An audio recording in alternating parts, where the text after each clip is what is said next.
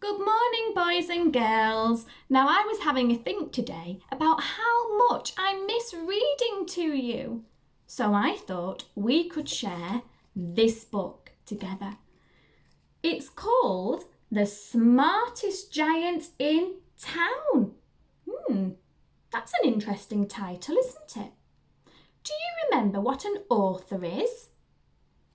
Yes. An author is the person who writes the story, and today our author is Julia Donaldson. Are you comfortable? Shall we begin? Okay. George was a giant, the scruffiest giant in town. He always wore the same pair of old brown sandals and the same old patched-up gown. "Oh, I wish I wasn't the scruffiest giant in town," he said sadly. But one day, George noticed a new shop.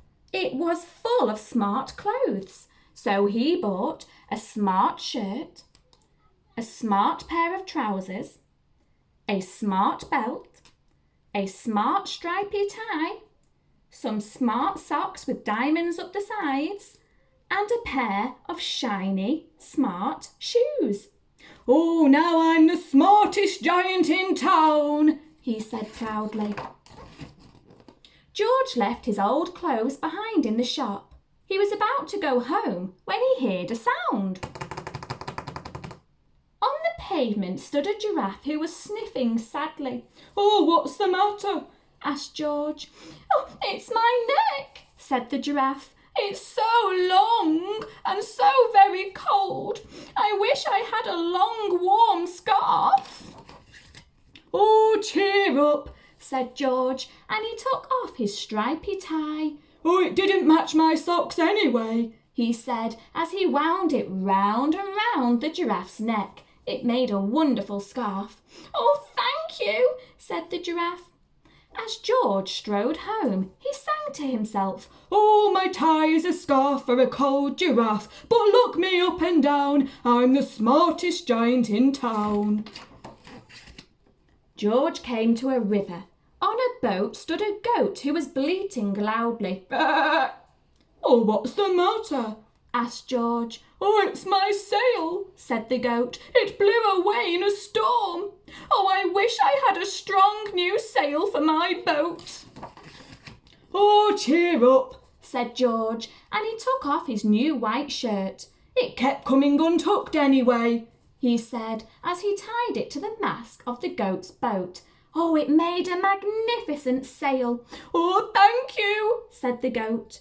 George strode on, singing to himself, "My tie's a scarf for a cold giraffe, my shirt's on a boat as a sail for a goat, but look me up and down, I'm the smartest giant in town." George came to a tiny ruined house. Beside the house stood a white mouse with lots of baby mice. They were all squeaking. "What's the matter?" asked George. "It's our house," squeaked Mother Mouse. It burned down and now we have nowhere to live. I wish we had a nice new house."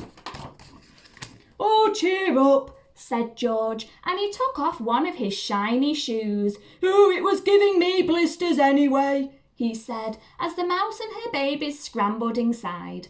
The shoe made a perfect home for them. "Oh, thank you," they squeaked. George had to hop along the road now, but he didn't mind. As he hopped, he sang to himself, "My tie is a scarf for a cold giraffe, my shirt's on a boat as a sail for a goat, my shoe is a house for a little white mouse, but look me up and down, I'm the smartest giant in town." George came to a campsite. Beside a tent stood a fox who was crying. "What's the matter?" asked George. "Oh, it's my sleeping bag," said the fox.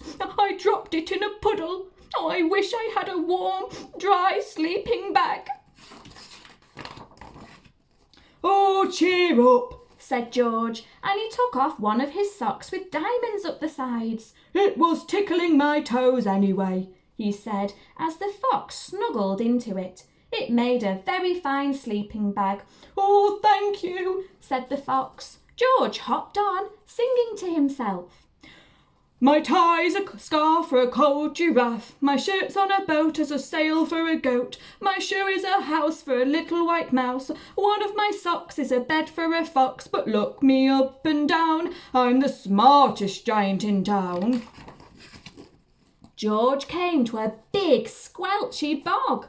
Beside the bog stood a dog who was howling. "Oh!" "What's the matter?" asked George. "Oh, it's this bog," said the dog. "I need to get across, but I keep getting stuck in the mud. I wish there was a safe, dry path." "Cheer up," said George, and he took off his smart new belt. "It was squashing my tummy anyway," he said as he laid it down over the bog. It made an excellent path. "Oh, thank you," said the dog. The wind started to blow, but George didn't mind. He hopped on, singing to himself. "My tie's a scarf for a cold giraffe. My shirt's on a boat as a sail for a goat. My shoe is a house for a little white mouse. One of my socks is a bed for a fox. My belt helped a dog who was crossing a bog. But my trousers are falling down. Oh, I'm the coldest giant in town." Suddenly, George felt sad and shivery and not at all smart. He stood on one foot and he thought, "I'll have to go back to the shop and buy some more clothes," he decided. He turned around and hopped all the way back to the shop. But when he got there, it was closed. "Oh no!" cried George. He sank down onto the doorstep and a tear ran down his nose. He felt as sad as all the animals he had met on his way home. Then, out of the corner of his eye, he saw a bag with something familiar poking out of the top. George took a closer look. "My gown!" he yelled. "My dearest old gown and sandals!" George put them on. They felt wonderfully comfortable. "Oh, I'm the cosiest giant in town!" he cried, and he danced back home along the road. Outside his front door stood all the animals who had helped. They were carrying an enormous present. "Oh, come on, George," they said. "Open it." George untied the ribbon.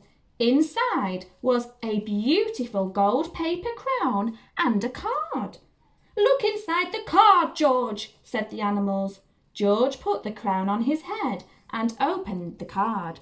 And inside it said, "Your tie is a scarf for a cold giraffe. Your shirt's on a boat as a sail for a goat. Your shoe is a house for a little white mouse. One of your socks is a bed for a fox. Your belt helped a dog who was crossing a bog.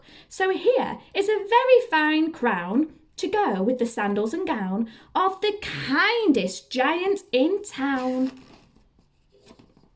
How lovely. What a lovely ending. The end. Did you like that story? What was your favourite part?